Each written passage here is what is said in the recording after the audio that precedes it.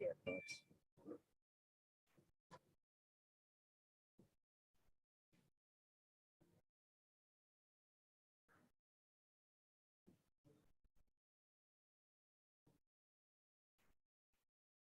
We are live now.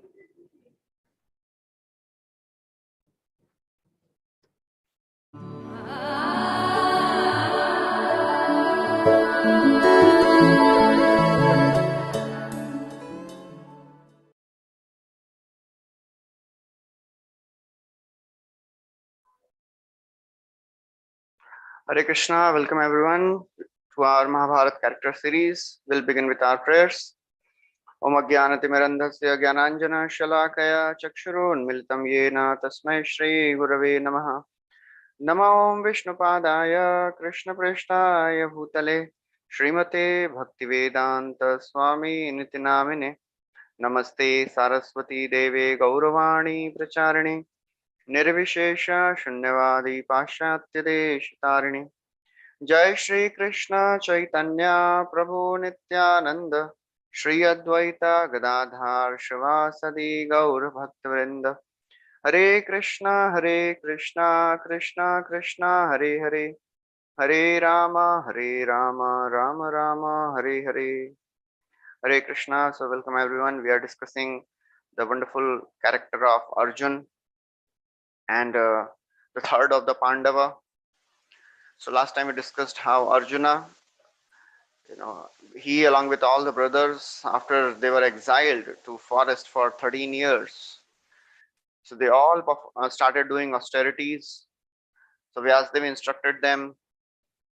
He gave a mantra, Pratismriti mantra, to Yudhishthir Maharaj, and he told that with this one can travel at a very high speed. You give this mantra to Arjun and he can go to higher regions and please the devatas and get weapons from them. So Arjuna, he took permission from all the brothers and Draupadi. Of course, they were very, very sad because they had to be again separated from Arjun. So ultimately, Arjuna, he reached Mandar mountain and started doing tapasya there. And there, uh, as he reached there, Indra himself came as a Brahmana and he tested him. And he was pleased with Arjuna and he said, I'll give you weapons after you receive weapons from Lord Shiva. So first please Lord Shiva by doing austerities. So Arjuna, he starts doing austerities to please Lord Shiva, and Lord Shiva appears.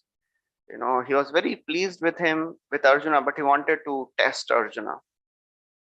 So he appeared in the form of a hunter, and then there was a very, very fierce battle which happened between Lord Shiva and Arjuna, and ultimately Lord Shiva was very pleased and satisfied. And he asked, "Oh Arjuna, please ask for a benediction." So Arjuna, he asked for Pashupatastra. So this is what we had discussed so far. So after Arjuna asked for Pashupatastra, Lord Shiva was very happy and pleased and he said, of course, I'll give you this Pashupatastra. So Pashupatastra is a personal weapon of Lord Shiva. And Lord Shiva, he invoked this Pashupatastra. So this personified weapon appeared in front, and this weapon had 3 heads, 9 eyes, and very, very powerful looking personality. So Arjuna was very, very happy and satisfied to just have darshan of this weapon. All the devatas, celestials, they started showering flowers and singing the glories of Lord Shiva as well as Arjuna. Because to get such wonderful mercy of Lord Shiva is not easy. It is not easily available to everyone. And we know that Shiva is almost equal to Supreme Lord Vishnu, Supreme Lord Krishna. As Brahma Samhita says, Shiram yatha dadi vikara vishesha yoga. Shiram yatha. It is just a difference of milk and curd. Same but different. So therefore, Lord Shiva, he is glorified. Just like in Mahabharata, in Bhishma Parva. So Bhishma Dev, he glorifies Lord Vishnu, and there is a Vishnu Sahasranam, 1,000 names of Lord Vishnu. Similarly, there is a Shiva Sahasranam also, and Lord Shiva is glorified. And we know in Bhagavatam also, Lord Shiva is glorified as the best of the Vaishnavas, Vaishnavanam Yatha Shambhu. So Lord Shiva, he gave this Pashupatastra and then he disappeared. Arjuna was very, very happy, blissful, although Lord Shiva told him that you should not use this against humans. And he knew that he would not be able to use this weapon against Kauravas. But still, just to have such weapon, it gave him such a joy and sense of power. So as Lord Shiva disappeared, suddenly all the directions got illuminated. You know, Arjuna was still contemplating about this whole thing. The directions got illuminated and he saw the four Lokpals of the universe: Indra, Kuvera, Yamraj, Varuna. Lokpal means they are the directors of the universe. So they all appeared in front on their celestial chariots. All of them said, "O Arjuna, we are very pleased with you. Now you have pleased Lord Shiva and received his weapon. Now we will also give you our weapons." So Varuna, he gave his weapon, Varuna Pash, the snake, the rope which is made up of snakes. Very, very powerful weapon to bind the enemy. Yamraj, he had his death wielding club and he gave that to Arjuna. And Kuvera, he gave a special weapon called Antardhan. Indra, he said, "Oh Arjuna, I am very pleased with you." Because Indra, he was feeling fatherly affection because Arjuna is son of Indra. So he was very happy and joyful and he said, "I'll also give you my weapons, but I want to take you to heaven. And there you can stay for some time and slowly I'll teach you all my weapons." So Arjuna was really surprised, awestruck to have darshan of the powerful devatas of the universe. And suddenly, all of them disappeared. And in short span of time, a very, very huge chariot descended from the heavens. It was the chariot of Indra. And the driver, charioteer, his name was Matali, the famous driver. So Matali was the one who also helped Lord Ram. With the chariot of Indra, Indra sent the chariot of his chariot along with Matali to help Lord Ram in the last battle against Ravan. So Matali, he said that on the instructions of Indra, I have come to take you. So now please come, and we will go to heaven. So Arjuna, he was so very respectful and surprised. Why surprised? Because he was going to heavens in the self same body. Nobody can go to heaven in the self same body. As we know the story of Trishanku, there is a story which comes in scriptures. There was a person, he wanted to go to heaven in the self same body, but and he was going to many of the sages. Everybody was telling it is not possible. You have to leave this body and then take another body, and before that you have to become qualified to go to heaven. It's like you cannot, without having visa and passport, you cannot go to any other country. You cannot barge into the kingdom of devatas. So he wanted to go, this Trishanku, but he was not able to go. And then he approached Vishwamitra. He approached Vashishta first. Vashishta also said, "No, I cannot. You cannot go." He approached Vishwamitra. He had some enmity against Vashishta. So this person, he said, oh, Vasishta also could not send me to heaven. I think you will be able to send me. Yes, that's how he incited the envy of Vishwamitra. And for sure, Vishwamitra, he started chanting mantras and he started sending Trishanku to heaven with his yogic powers. But Indra, he saw that there is some person, who is coming, entering heaven without the permission. He started pushing him down. So that's how this Trishanku, he was hanging in the middle. So therefore, Arjuna was completely surprised that he was going in the self same body to stay in heavens. So he circumambulated the chariot. He offered respects to Matali because Matali was also celestial resident. And then he ascended the chariot. As chariot ascended, Arjuna, he saw the Mandar mountain. He remembered Lord Shiva. He remembered the mercy of Lord Shiva. He offered his respects to the mountain itself. That is the Vedic culture. Everything is respected. Every personality is respected. And actually, Arjuna, he remembers this. It comes in Srimad Bhagavatam that Arjuna, he remembers how he was able to even astonish Lord Shiva and Parvati by his powers. And he gives all the credit to Krishna. That is a devotee. Devotee, a spiritualist, he will never take credit for his achievements.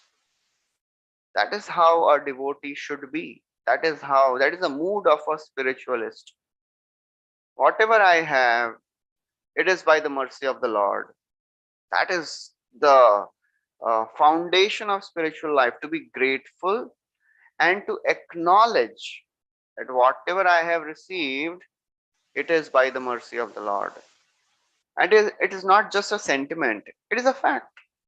Whatever we have is given by Krishna, as Krishna says in Bhagavad Gita also. रसोहम अपसु Kaunteya प्रभास्मि शशिशूरयो प्रणवः सर्ववेदेषु शब्दखे पौरुषम Rishu. I am the taste of water.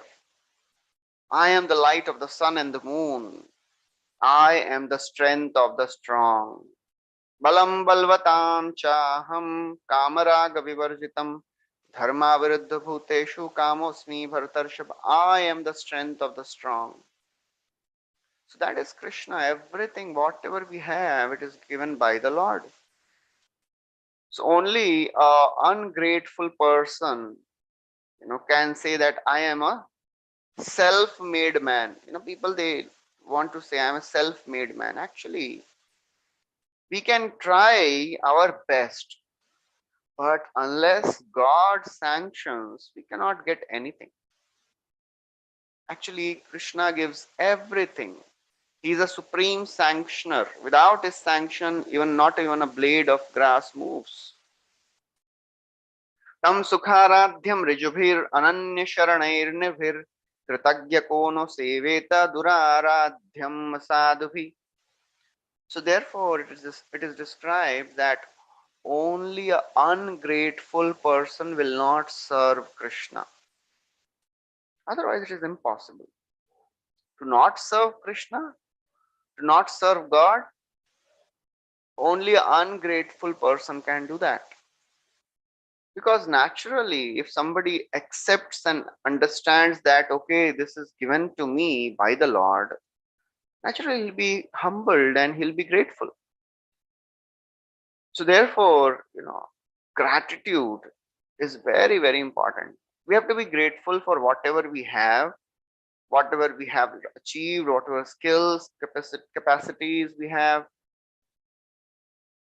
And we can begin our day, by remembering our fortunes. Actually, some devotees, they even recommend that you should write a gratitude journal. How many things I have received yesterday, what all happened in my life which I am grateful for. to Krishna. So Arjuna, he is remembering, after Krishna departed in the first canto of Srimad Bhagavatam, it comes after Krishna departed, Arjuna, he was such sad, in such a dejected mood. He says, whatever I had, it was given by Krishna. I could defeat, even Agni. I could I could defeat Indra. I could satisfy Agni in the Khandava forest. I could defeat Nimata Kavacha demons. We will discuss about them also in next class. And he's telling, I could astonish Lord Shiva, all by the mercy of the Lord. So Srila Prabhupada writes that one should not be proud of the borrowed plumes. Nothing belongs to us. So Arjuna, he was taken to heaven in the self-same body. After some time, Dhritarashtra came to know this. And Arjuna had gone to heaven in the self-same body. He was, completely astonished. All his hopes, to get the kingdom for his sons, they were shattered. Because he understood that Arjuna is not an ordinary person. Who can go to heaven in the self-same body? It's completely, uh, mesmerized, shocked, and at the same time his hopes were shattered. So Arjuna ascended to heavens, and as he entered the heavens, before actually, when he reached heavens on the way, he saw many of the kings of the past, big, very, very pious, virtuous Raj Rishis. He saw them in the celestial planets. That is the destination of the people who do pious activities, those who are Raj Rishis. They are promoted to heavenly planets to have better enjoyment.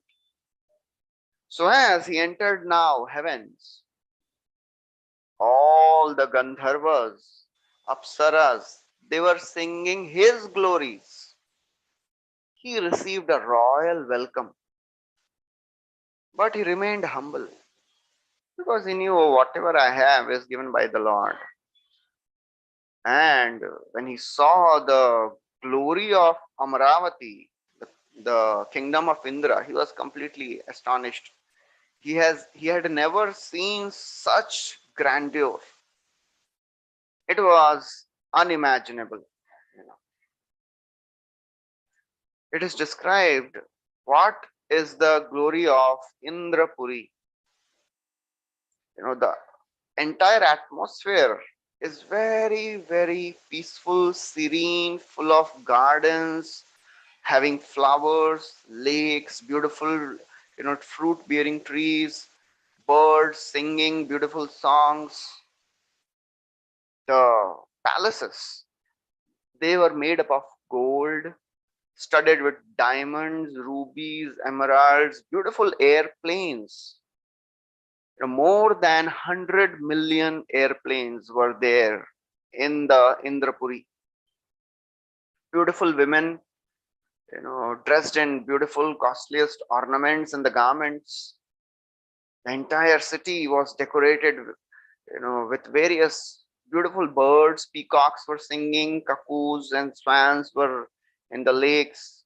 So the entire city was constructed by Vishwakarma, and it was suitable for the enjoyment because that is the destination. And as he entered, he experienced beautiful, soothing breeze, mixed with the droplets of the Akash Ganga water. So Akash Ganga is the Ganga which is flowing in the heavenly regions. It makes a moat around the city. So entire city was surrounded by Ganga, and the breeze from this river was permeating the entire atmosphere. And it was such a wonderful atmosphere. So Indra, as he entered and he saw it, as he had never seen such beauty, such opulence. Everyone in the heavenly planet, this kingdom of Indra, they were looking like, Kuvera. They were wearing all the wonderful garments. So as he entered the palace of Indra, Indra got up personally and he embraced Arjuna, made him sit on the same throne. And this is also, this Arjuna remembers this. You know, he in Bhagavatam it is mentioned that Arjuna is telling, "Oh, by your mercy, O my Lord, I was made to sit on the same throne of Indra." So each and every aspect of our life, whatever we have received, Arjuna and all the great devotees, they are showing by their example that everything is given by Krishna. Whether Krishna is present personally or not, does not matter. He says, by your mercy, O Krishna, by his mercy, I could win the hand of Draupadi. So, even if Krishna is there or not there, a devotee realizes and recognizes everything is given by Krishna only. So, Indra was very happy to have his son please Lord Shiva. So, he put his hand on the shoulders of Arjuna and massaged his shoulder, and he was feeling such loving fatherly affection. And he said, "Oh Arjuna, you stay here and I will teach you the knowledge of all my weapons. And by that you will become indefeatable."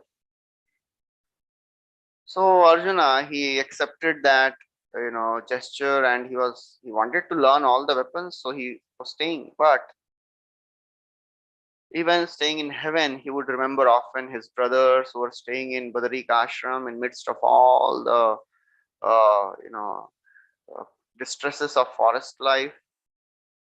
That is how a devotee is. He would remember the insults of Kauravas, he would remember his brothers, and he would be eager to go back and serve his brothers. That is a devotee. All the comforts of heaven, they were not pleasing to Arjuna. So a devotee, he is a duty bound person. He can never think of enjoying the opulences and resources and facilities at the cost of his duty. And even if he is given, he doesn't like it. We know the story of Hanumanji when he jumped from the India's southernmost part of the India, Rameshwaram, to Lanka.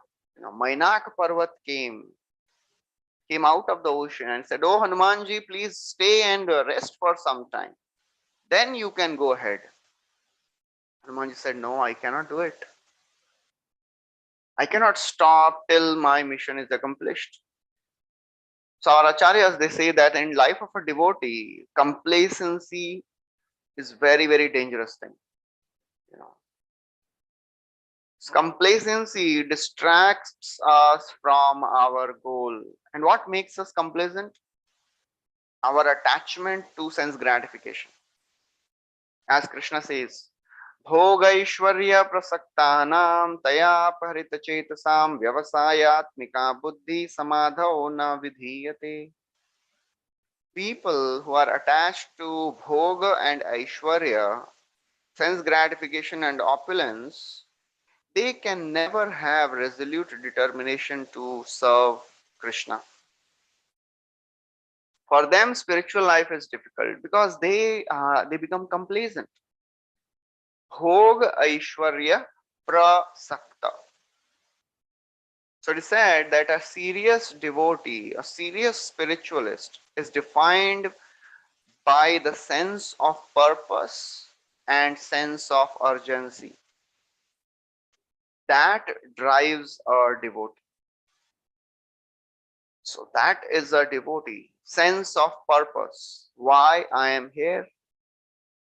Sense of urgency. And I have to do it now. We cannot postpone taking to spiritual life. It is not an option. It is must. And therefore, while we are traveling and going ahead in our journey towards spiritual life, like Arjuna, we cannot be complacent. Keep on remembering the goal. Arjuna was remembering the goal. I have to go back as soon as possible so that I can help my brothers who are in such distress. So we have to be focused on our goal. And for that, we have to be really attentive to cut off all the material attachments. We have to prioritize things, prioritize our life. This is what I have to do first, and then other things can wait. What is important for me now, that we have to prioritize? Because in our spiritual life, our consciousness wants to take us to Krishna, but our anarthas, they take us away from Krishna. So we have to be really careful. Because if we indulge in sense gratification, then we will be attracted, we will be deviated from Krishna. Our anarthas will take us more and more away. So Arjuna, he was remembering his brothers and he wanted to go back. He was learning. And he was learning all the instruments, all the weapons. And while he was staying in heaven, Indra, he had a assistant called Chitrasena, and he was made the counselor, of Arjuna while he was staying in heaven. So Chitrasena he's another Gandharva. So he was, just like his friend. He was acting as a friend and counselor of Arjuna, and he was teaching him everything. So because he was a Gandharva, Indra, he told Chitrasena that you train Arjuna in singing and dancing also. So Arjuna was confused. Why Indra is telling me to learn singing and dancing? But he didn't say anything because he knew that, oh, Indra is a very powerful devata. He's the king of all the gods. So he must be having some higher vision. And so let me do whatever he says. So in Mahabharata, Indra is portrayed as a very, very respectable character, very respectable personality, very highly placed personality. Whereas in Bhagavatam, we see Indra is portrayed as a person who even offends Krishna. He is portrayed as a proud person in Govardhan Lila. Vachalam balisham stabdam agyam panditamaninam krishnam martyam upashritya ye chakru devahelana. He's criticizing all the Brajvasis. He's criticizing Krishna. Oh Chassi, these people, they are taking shelter of a talkative child. Vachala, talkative child. So why this contrast? In one character, in one book, it's written by same person. Bhagavatam is also written by Vyasdev. Mahabharata is also written by Vyasdev.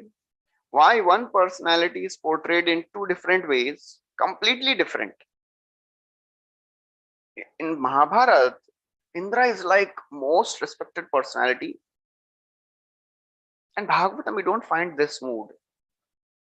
Many times Indra is chastised and then he has to ask forgiveness. Many times it happens in Bhagavatam. We have to understand that Mahabharat, the mood of Mahabharat and Bhagavatam is different. So Bhagavatam focuses on pure devotional service. Anything less than pure devotional service is not accepted. Dharma projita kaitavatra paramo nirmatsaranam satam. Anything less than pure devotion is accepted, is rejected. But Srimad Bhagavatam deals with dharma, artha, kama, moksha. As in the Mahabharata also, only Vyasdev says that whatever you want to find regarding dharma, artha, kama, moksha, you will find in Mahabharata. If it is not in Mahabharata, you will not find it anywhere. So basically, people who are oriented, inclined towards sense gratification and living a better life, better materialistic life, that is called karma kand. It is there in Mahabharata in great detail. And Indra, he represents the ultimate success of Karma Kand. What is that? By doing Karma Kand, the ultimate success is you go to heaven and enjoy there. That's what Bhagavad Gita Krishna is telling. Traividya mama soma paputa papa yagyairištva swargatim prarthayante te punyam asadya surendra lokam ashnanti divyan divideva bhogan. Traividyamam. People, they study scriptures, they do lots of sacrifices. Why? Swargatim prarthayante. They want to achieve swarga. So they go to heaven and enjoy Ashnanti Divyan Divi Deva Bhogan. They enjoy celestial pleasures in heaven. So Indra is the epitome of Karma Kandi success. And that is what is described in Mahabharata. So therefore, from the point of view of Mahabharata, Dharma Artha Kama, Indra is the best. So therefore he is glorified. See, if you see Mahabharata from on one level, it is a Karma Kandi scripture because it deals with Dharma Artha Kam. We see many of the kings going to heaven, enjoying there. But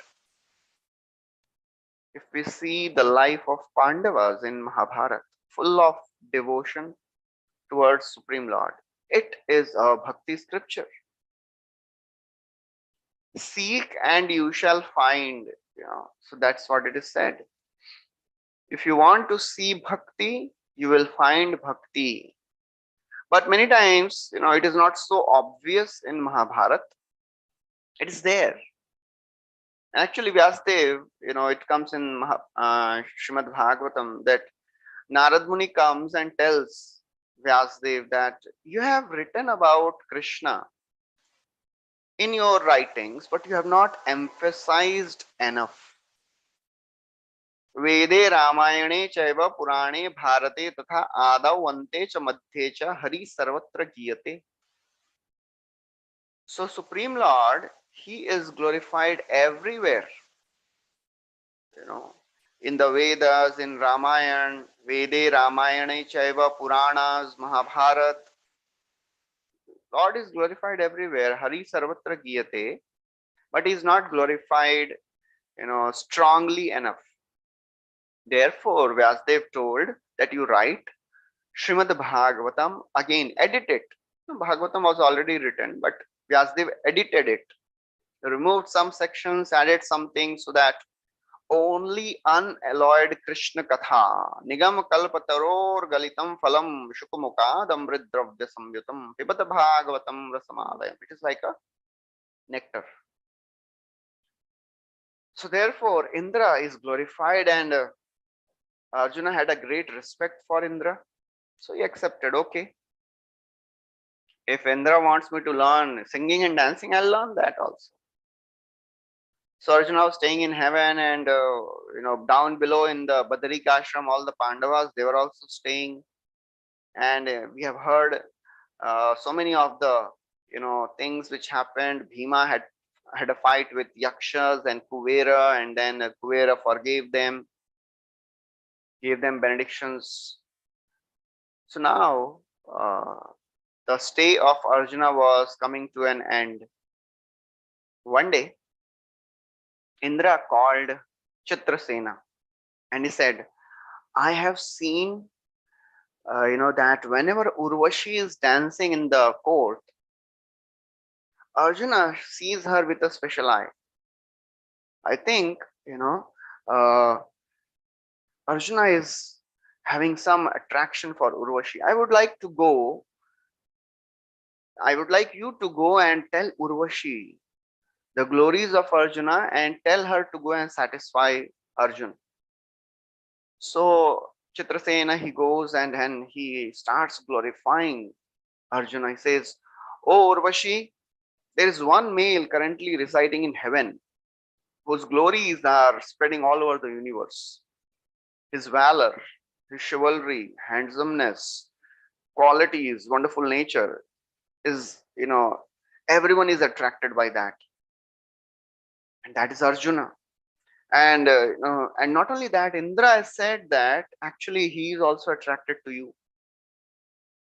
So please go and satisfy him. So Urvashi, when she heard this, she was very happy and she said, actually, yes, I have also seen how he looks at me. And, surely I have also heard his glories. And which woman will not be attracted to such a man? I will go tonight only. This is very interesting. You know, when we hear about the glories of a person, naturally we develop an attraction for that person. In this world, people are so very interested in hearing the glorification of others. Actually, this world is full of glorifications. Glorifications of the Bollywood stars, cricket stars, politicians, and all the personalities. And we are getting attracted. But the purpose of spiritual life is we have to turn our propensity of glorifying people of the world to glorifying Krishna. Tadeva ramyam ruchiram navam navam tadeva sashwan manaso mahotsavam tadeva shokarnava shoshanam nrinam yaduttama shloka yasho anugiyate. Yasho anugiyate. Everybody is singing the glories of people of the world. But we have to learn to glorify Krishna. They are most attractive. Ramyam, very attractive. People in the world, they are attracted by names. More than names, people are attracted by the form. When they see people, oh, it attracts. More than form, the activities attract. More than activities, the qualities are attractive. So, the same propensity to get attracted to the qualities of Krishna should be to be attracted to the qualities of people of the world should be utilized to be attracted to Krishna. The more we hear the qualities of Krishna, we will be attracted to the activities, to the form, to the names. So qualities of Krishna are described in detail in scriptures, in Bhagavatam, in Mahabharata. How Krishna is so very eager to serve his devotees. We see in Sudama pastime how he delivers even those who are killed by him. These are the glorious things of the Lord. Tadeva ramyam ruchiram navam navam. They are always new, always attractive. Tadeva sashwan manaso mahotsavam. And they are actually a festival for our mind and senses. We want to see beautiful things, hear nice things, but things and people of the world, they cannot satisfy our mind, our senses. Only Krishna can do that. So Urvashi, just like she got attracted hearing about Arjuna, we have to use this propensity to hear about Krishna and get attracted to him. And that's what Rukmini Devi also tells. Shrutva gunan bhuvana sundara shanvatam te nirvishya karna vivarai harato angatapam. She's writing a letter to Krishna. Oh Krishna, I've heard about you. I've heard your glories.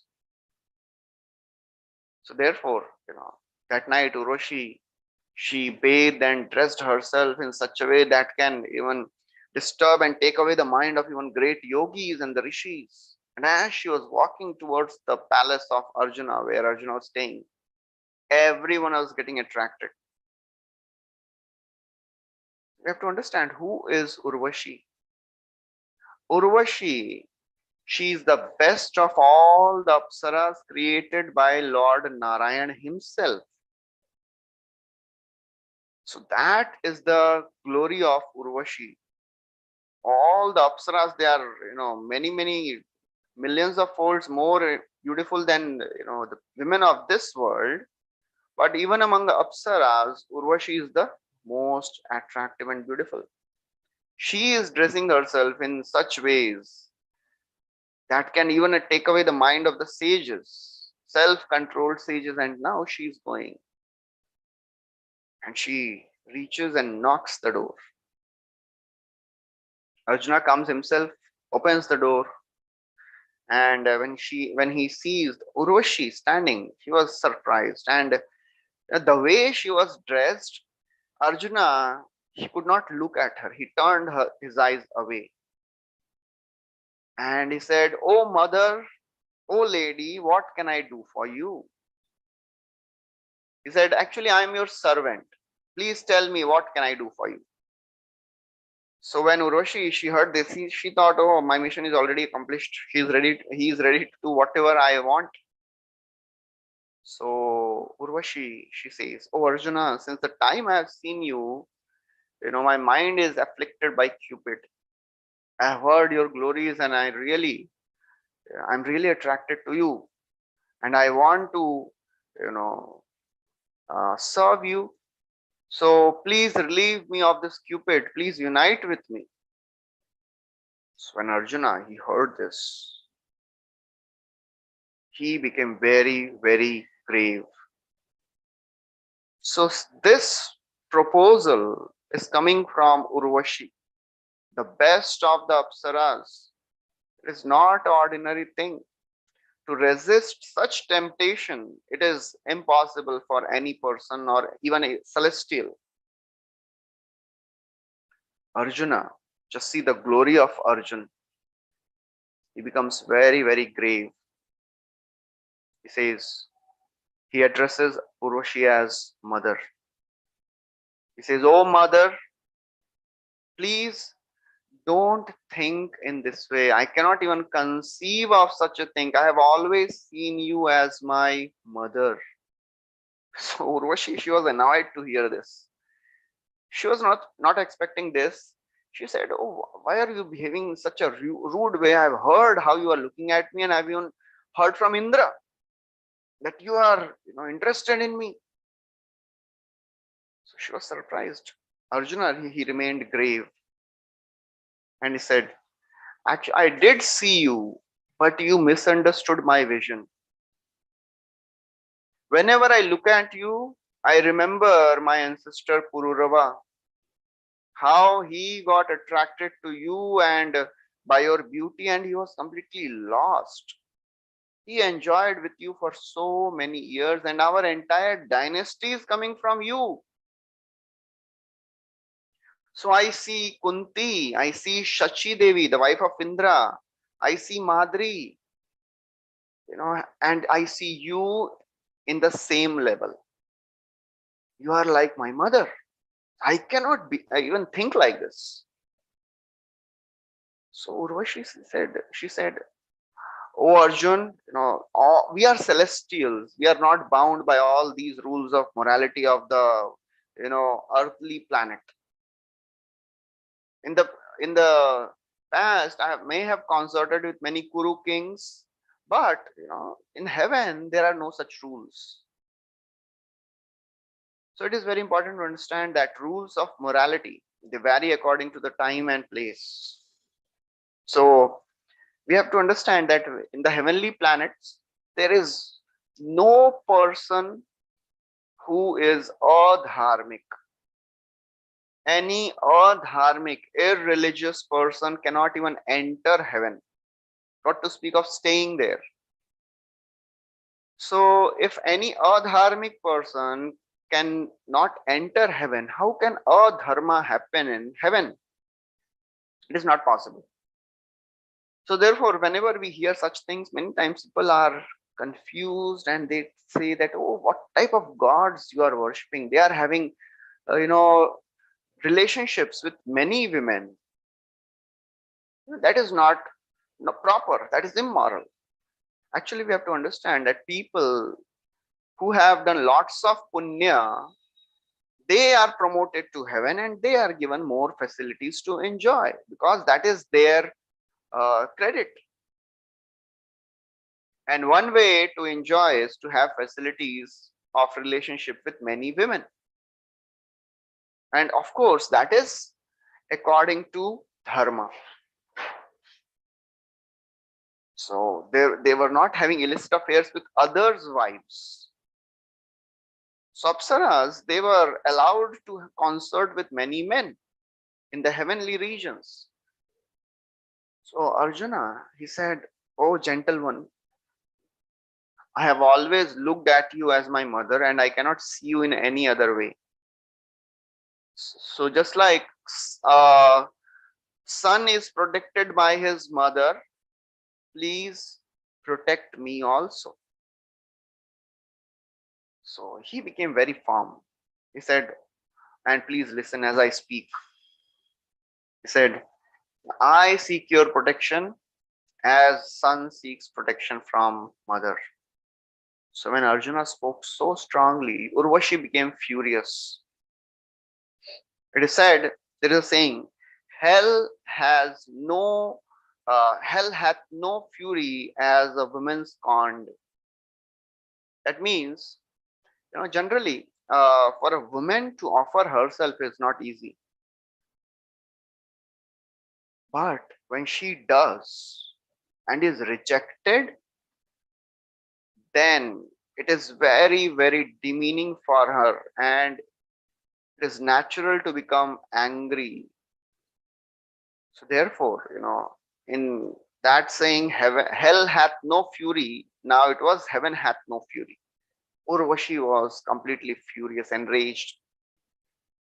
He said, "You are behaving in an unmanly way. I have come and I have approached you. No one should reject a woman. What to speak of a Kshatriya? You are a Kshatriya. You are not following your Kshatriya duties." And not only me, even Indra has sent me. Indra has told that you are attracted to me. You are behaving in unmanly way. I curse you. So Urvashi cursed Arjuna. She said, "I curse you that you are behaving in an unmanly way. You will become a eunuch. And you will have to live as a dancer among women." Arjuna, and he heard this, he was completely shocked. Urvashi, she walked away.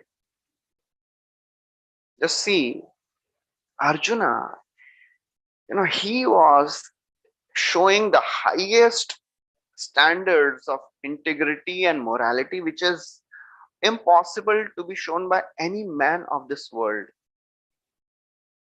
Tat srishta srishta srishteshu kon akhandit dhipuman rishim narayan rite yoshim mayeh mayaya. The Lord is telling that who in this world can resist the temptations, of getting attracted to a woman. And now here, who is giving the proposal? None other than Urvashi.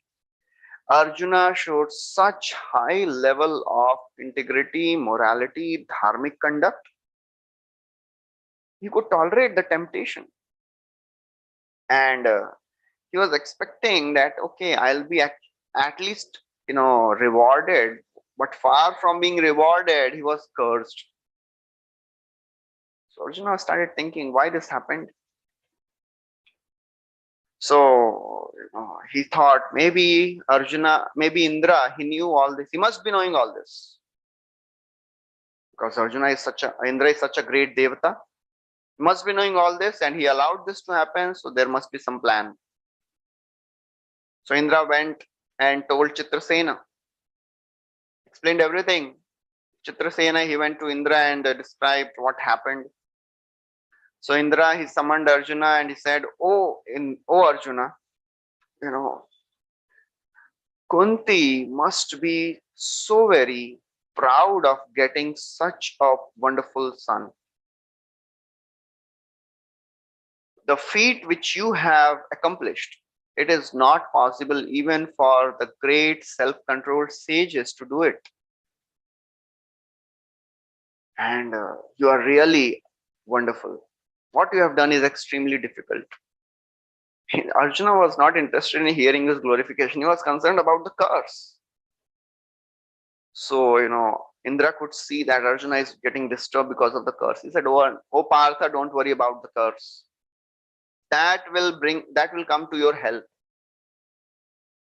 He said, in 1 year of exile where you have to live in incognito, agyatvas, for you to stay incognito is impossible because you are such a wonderful, famous warrior.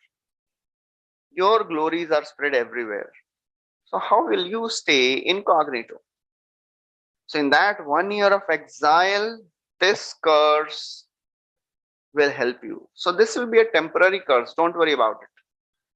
So after in this 1 year of exile, you will become a eunuch and you will stay incognito, not being recognized by anyone. And after the 1 year gets over, you will gain back your manhoodness.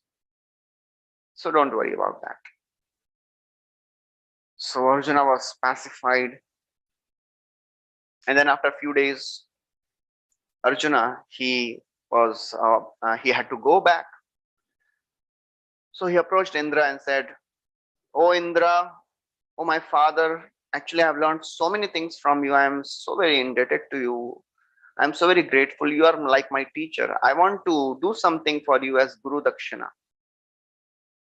So Indra said, "Actually, uh, whatever I have taught you, you have learned it so nicely. I'm very pleased with you. And if you want to do something for me, there are some demons called Nivata Kavacha. They have been troubling all the residents of heavens since long. So you go and destroy them, and you will also get a chance to use all your military skills, and that will be a service to us also, and you will be free from the debt." So Arjuna bowed down and departed, and the battle which happened between Arjuna and Nivata Kavachas, that we'll be discussing in the next class.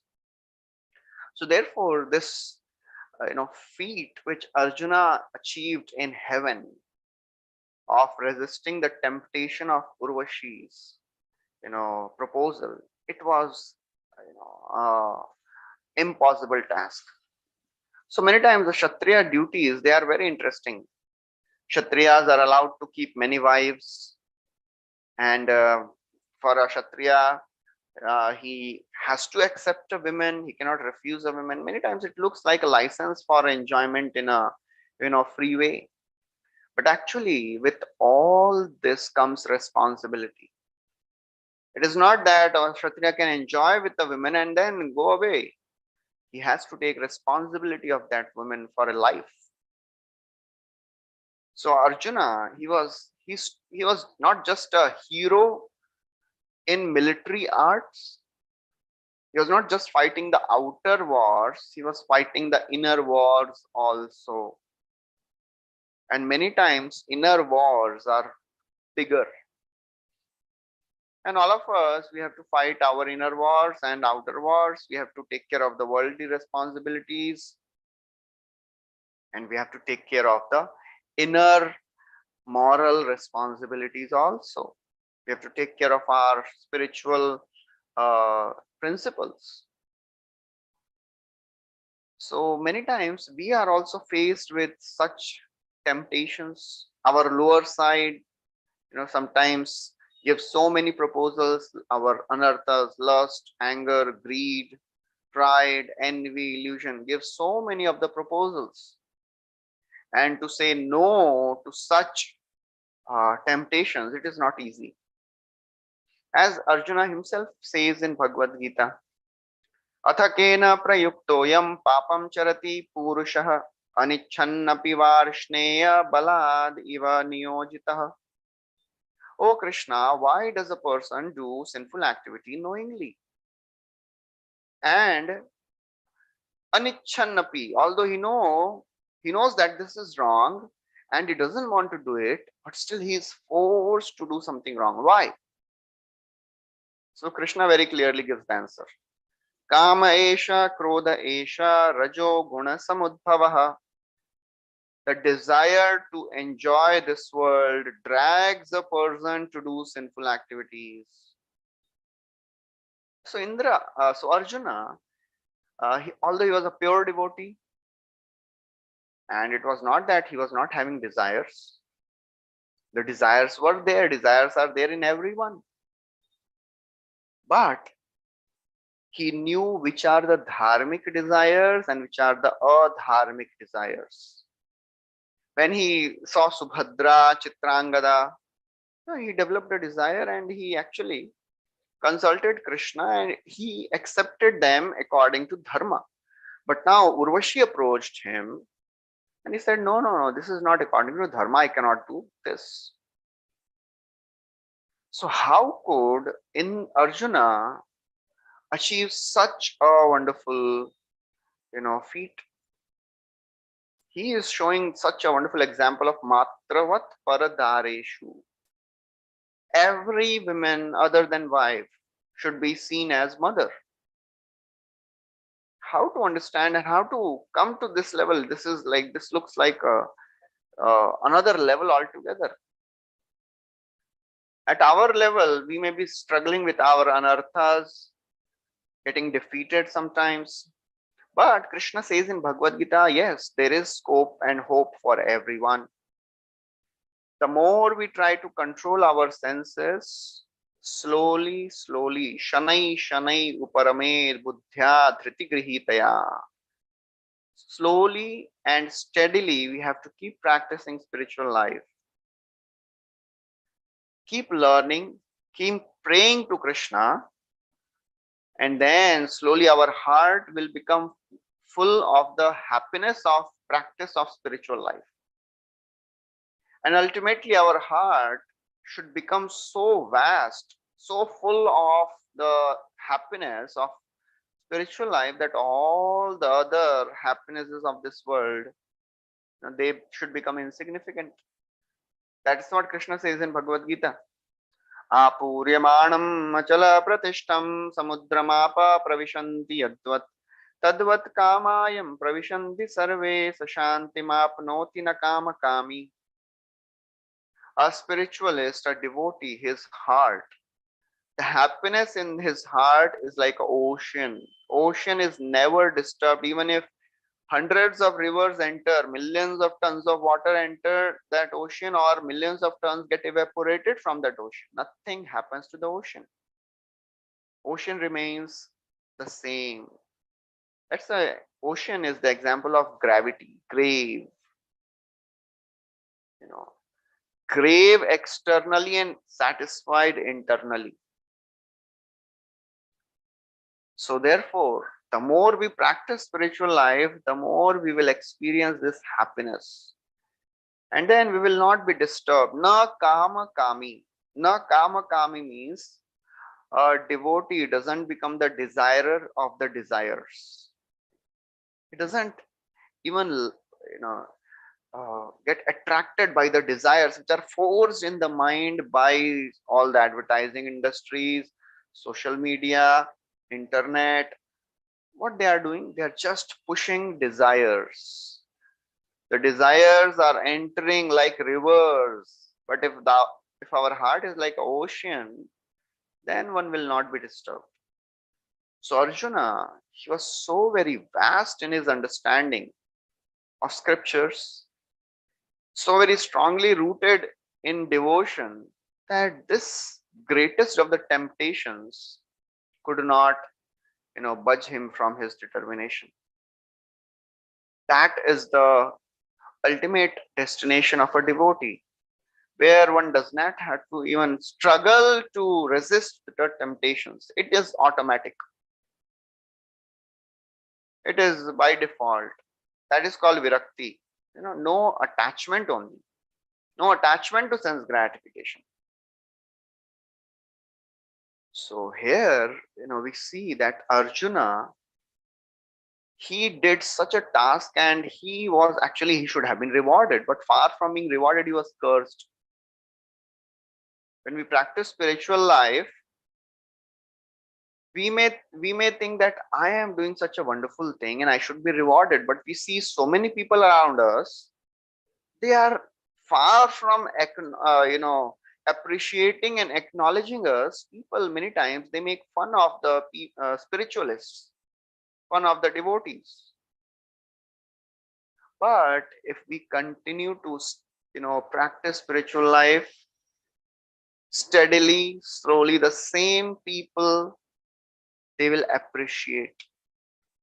They may not speak, but in their hearts, they know that this is a person with integrity, character, morality.